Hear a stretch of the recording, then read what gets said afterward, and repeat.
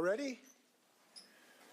Good afternoon. Thanks for joining us. A little aside before we start. I just read that Senator John Fetterman, U.S. Senate, checked himself into a hospital for treatment of depression today. And the reason I mention this is we're really glad he's getting treatment, and we hope that it's a message for more people to get treatment who need it for mental health conditions and depression. I note this because mental health has been a particular challenge, particularly after COVID. And I think we can get more and more people to recognize the positive benefits of mental health treatment, get over the stigma associated with it. We wish him well, and I'll consider this an act of leadership to encourage people to get treatment for mental health. Speaking of mental health, we have been working on the True Blood issue in the state of Washington to get restoration of competency and better mental health for folks who are in the criminal justice system. We have seen a huge increase in the number of people who are being prosecuted for crimes that need to get treatment and restoration of their competency so they can have their right to a trial. And I'm encouraged by some of the discussion that's going on in this regard. People are coming forward. Senator Dingra has, I think, some really good ideas about how to provide additional competency restoration in outpatient settings, how to get people who have developmental disabilities and dementia to get that type of treatment. We're hearing some good ideas, and I look forward to progress in this regard. I want to talk about housing if I can. I am pleased multiple efforts are underway, heading in the right direction so far in this legislative session. We have bills moving forward to try to increase the places where we can build housing for Washingtonians. We know we have a tremendous and chronic shortage of houses. We need places to build that housing for people. And right now we have good discussions underway to increase the places we can build housing by changing some of our onerous restrictions, government regulations, and zoning that today is preventing us from building the housing we need. I think people know this. We've had 1 million people move into our state. We've only built 350,000 units, and we're going to have a homelessness crisis unless we build more housing. And we cannot build more housing unless we have more space to build those sometimes more dense community in light of our zoning rules. So I think good progress is being made, and people are listening to one another, and I think there's a good prospect for real progress in this session. But we also have to finance this housing, and we know that the private market cannot totally finance low-income housing, and we need to provide for people who are today homeless. We have probably 25,000 people who are homeless in the state of Washington, and for them to get housing, we need a substantial investment to build that housing and provide the supportive services for those who need it. We're seeing progress on that effort. As you know, I've proposed a way to finance that by using bonding authority of the state of Washington. This is getting a good look, and I'm pleased about where we are in the discussions about that provision. But the one thing I've tried to encourage the legislators is failure is not an option here. We simply have to step up and build more housing. And we can't do it on little tiny baby steps. This is something we need to do at scale. We've put additional funds in the last several years. Those funds are working.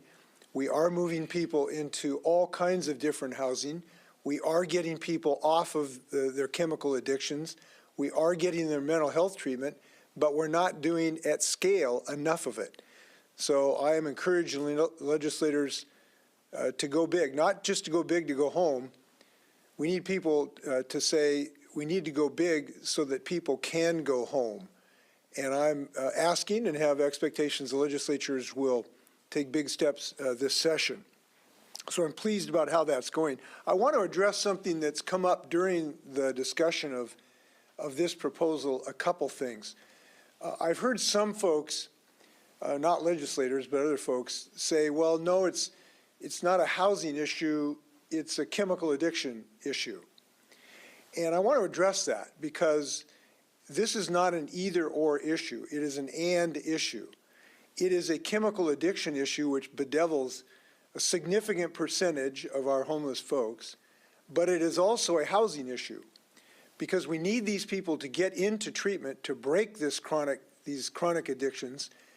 And to do that, having a roof over their head so that they can be secure and have a secure environment so people aren't stealing stuff from them and they're not having to live under a tarp so that they can actually get that treatment that is necessary. It is chemical addiction treatment to get off people of these horrendous drugs and giving them a safe, secure place to be while we're going through that process. Same thing with mental health. It is not just a mental health challenge for many people who are homeless. It is a mental health challenge and a housing challenge. Because to get people mental health treatment, it sure helps a lot better if you have a home to live in that is secure and safe.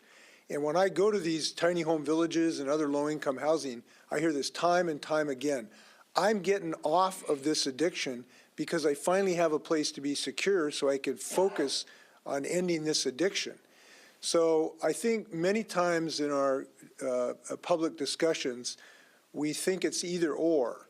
This is and. We have to do all of these things to make this work.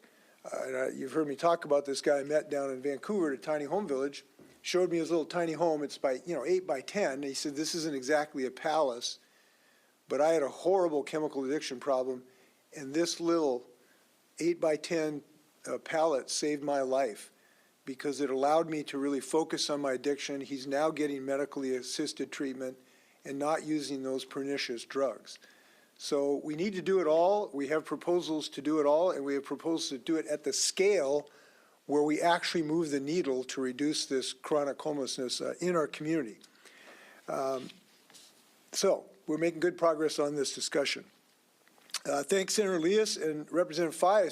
I signed my first bill this morning. Felt great to be back in business, and it was a good bill that's so technical I won't even bother telling you what it is, but it was a wonderful bill, and I'm glad to have signed it.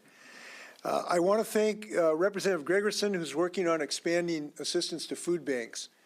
We have about, our food banks are now down to about 20 or 30% of their normal stock because of the expansion of need for nutrition in our state.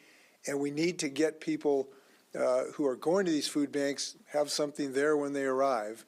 I think this is a good proposal. I want to thank Trudy, who testified about it yesterday, and I'm glad that she is pitching in. Quick recap on a trip to Washington, D.C. Very productive meetings. We were briefed on the balloon phenomenon, got good briefings about that.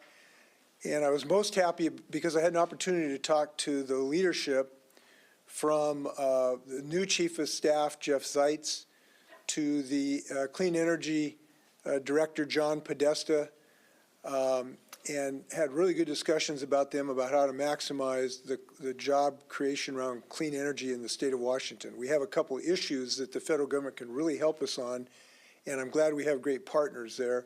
Had a good discussion with the president, with the group of governors on a bipartisan basis. He helped people really increase confidence in what we're doing. It was a very productive trip. We're also very happy about the first tranche of the working family tax credit. We've already had 65,000 Washingtonians avail themselves of this tax reduction. This is a tax reduction. We have reduced taxes potentially for 400,000 households. But we're off to a great start. Very pleased that we've already got 65,000 people who are availing themselves of this tax break. And that's $1,200 is going to help people through difficult times. We're happy that we're making progress on that. So, in sum, early in the session, all systems go, and I look forward to your questions. Hi, I'm Alexandria Osborne with WNPA. I was wondering, with the first deadline coming up Friday, how do you think the legislature has done with this, with this coming up with the first deadline? Well, I feel very positive about it. Almost all of the bills that I proposed are still alive and kicking, so that's good. So virtually all of the ideas that I'm proposing, the things I just talked about, are really on track for major progress. So I feel very positive about the session right now. And there is a really positive kind of vibe around the session this year. Legislators are getting along well. When you talk to legislators, they're telling me there seems to be better bipartisan communication going on, which is really a positive thing. And all our efforts are still very vibrant and moving forward. So I'm really happy about it. Governor, this morning the pursuit bill passed out of the House committee with some changes focusing on reasonable suspicion on people who may have committed violent crimes. Are you following this issues about the police pursuit bait and the non-hearings not being heard in the Senate, and where do you stand on that? So I am, and I've expressed myself repeatedly on this, I am quite willing to accept some changes in those rules to open up in certain circumstances where officers can have flexibility to do pursuits. I think that is the right approach. We've learned some things since the bill originally passed, so I'm open to those ideas. But obviously I can't sign a bill that doesn't get to my desk. So I hope legislators will continue to discuss that. I hope some bill can get to my desk. Governor, I want to check in with you on firearms proposals. It looks like the prohibition on semi-automatic rifles is out of committee and in rules committee, and I think you've got two other priorities: manufacturing liability, permit to purchase. Haven't gotten down to their second committees yet, but are still going for the moment. How do you feel on those, and do you think any of those are going to reach full votes in the House or Senate? Well, I hope all three do. I think all three of them are common sense measures. The relatively newer idea is the idea that people ought to have safety training and then get a permit to get a gun. And I'm actually spending a lot of time sharing the evidence about that it's a very effective provision. There was a research done by which college was, I'm trying to remember what college it was, who looked at all of the gun safety provisions and concluded that this type of gun safety measure has the biggest impact in reducing gun violence. It is the best thing that we have to reduce violence when it comes to gun safety. So I'm sharing that information with legislators, and I hope that they get all three of these bills to me. And I'm particularly interested in that one because it has been shown to be so effective. Who can argue against having some modest degree of safety training before you get a gun? I don't know how you make an argument against that. Everybody can get one who's otherwise eligible, but you got to show some degree of safety training. And this has been shown in Connecticut and other states to be effective to reduce this carnage of gun violence. We know how terrible this is. Hardly a day goes by where you're not reporting some horrendous violence of totally innocent people who are enjoying the day and never get to go home again. And this is now epidemic in our society. And all three of these measures have some means to actually do something about it. Governor, could you give us some insight into your decision-making around maintaining the state vaccine mandate for state workers, especially now that Seattle and King County have lifted theirs? Well, yes, we're looking at the science on this, and we're looking at the disease. This is a disease that remains a dangerous disease. 41 Washingtonians lost their life to this disease, and I think there's sort of because it's reduced in its frequency, people have forgotten that it can be a very dangerous disease. So 41 people didn't get to enjoy next week in the state of Washington because of this disease. And we have reached an agreement with our state employees that we would have this measure, and I believe it is justified by the effectiveness of the vaccine that is very, very effective in reducing your chance of hospitalization and death. You might get the disease, but it significantly reduces your chances of hospitalization and death. And we want a workforce that is healthy because we care about them, but we also want them to be able to come to work. And when they get sick, they can't come to work. So this is a provision that is good both for our employees, but also for the public, so we can have people come to work. Our staffs, our public employees have accepted it and agreed to it. And we're doing our thinking. We don't listen to other people how they drive. We're driving the state of Washington to health, and we're saving lives. And I think that's what we ought to do. Governor, a number of school districts across the state are looking at closing schools, laying off teachers, increasing class size, all because of a decline in enrollment and the federal funding that came with COVID drying up. Can the state step in? Is there emergency funding? Can we do something to increase enrollment? What do you say to parents who don't want to have to think about a teacher or a school that's in their community? What I'd say is I hope legislators follow my budget. I have proposed an additional $3 billion, for schools above what would otherwise be available to them. And that would be available with great flexibility to the states for a whole host of issues: additional mentoring, teacher compensation. We want to increase the help for special education students. I'm proposing that that lid be lifted. But we have $3 billion to do all of those good ideas that could allow districts to alleviate some of the problems with declining enrollment. But the declining enrollment is an issue outside of the governor's or the legislator's control.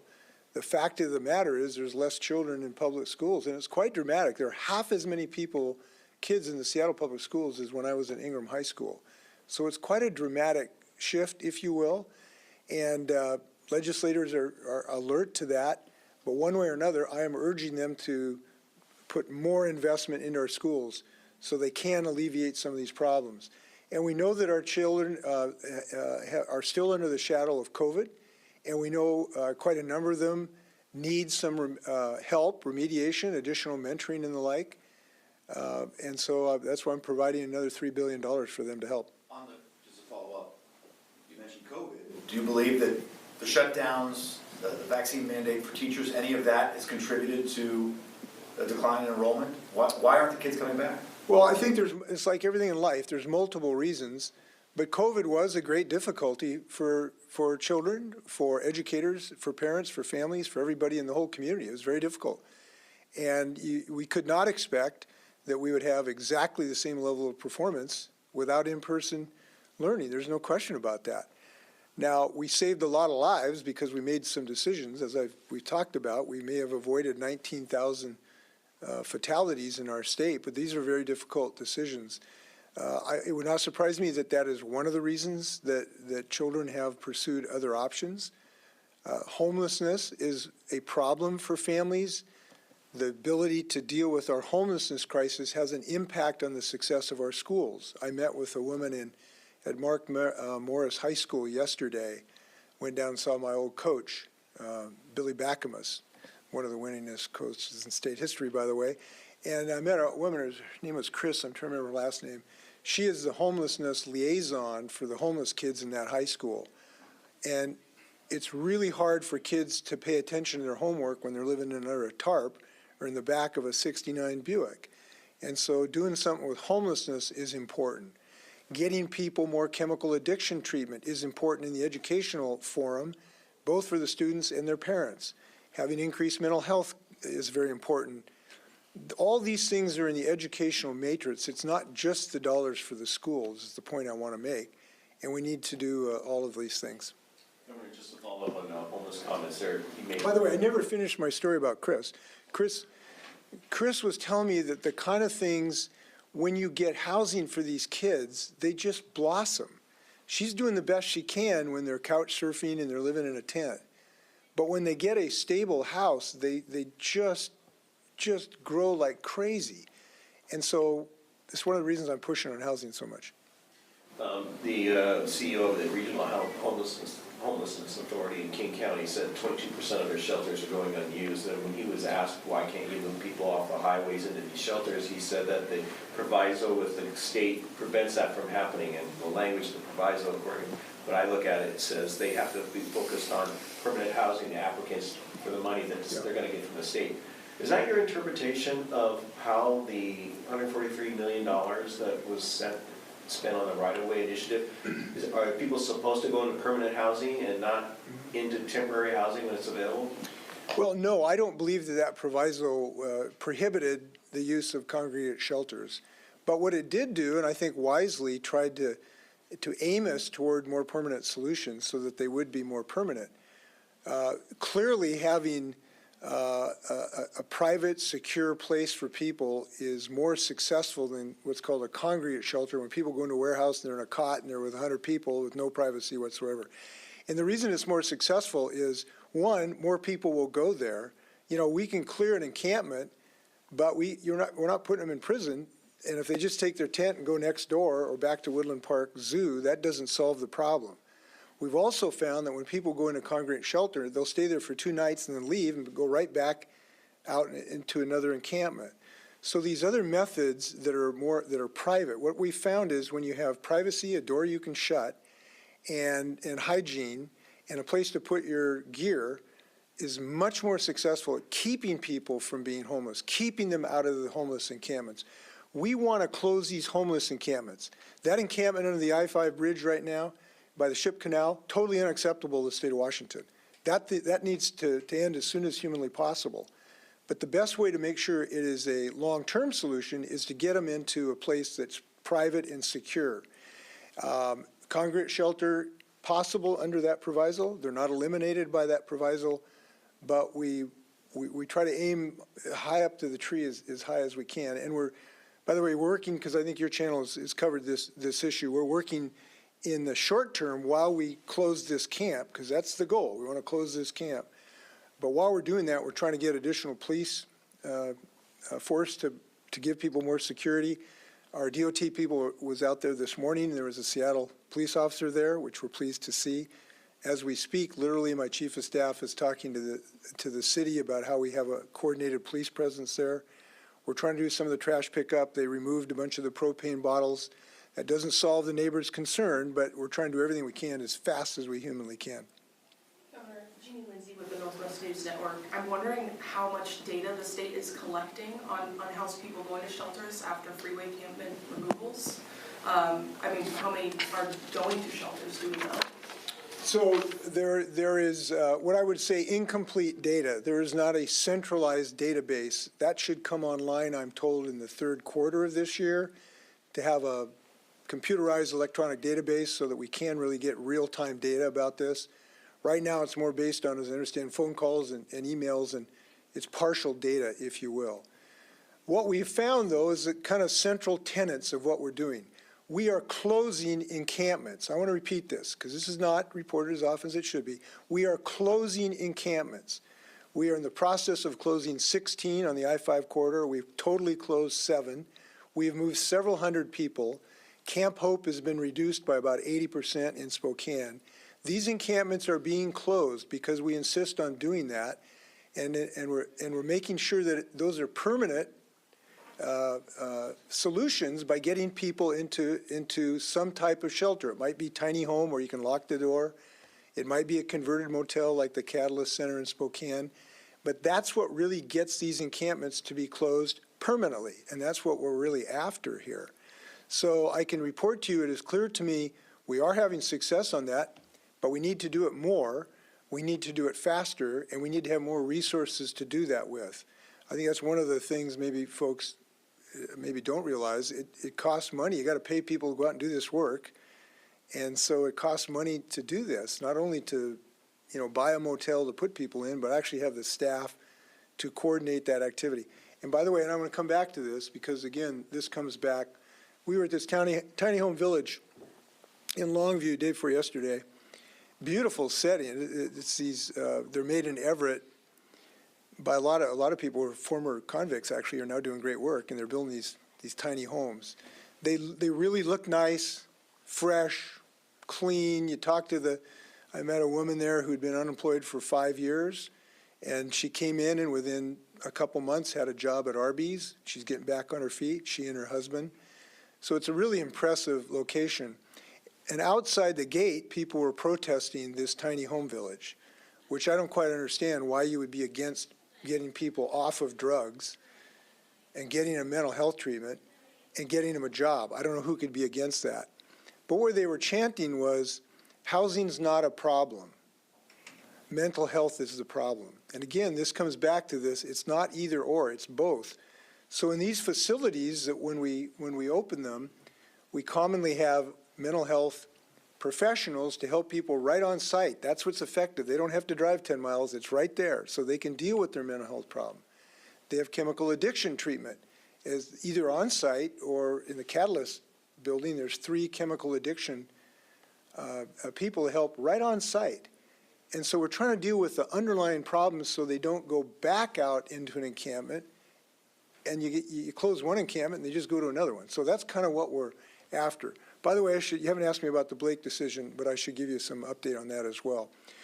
I do believe the legislature is going to succeed sending me a bill that will not decriminalize drugs. What it will do is it will focus on getting people into treatment, but maintain the ability to give them an incentive to go into treatment.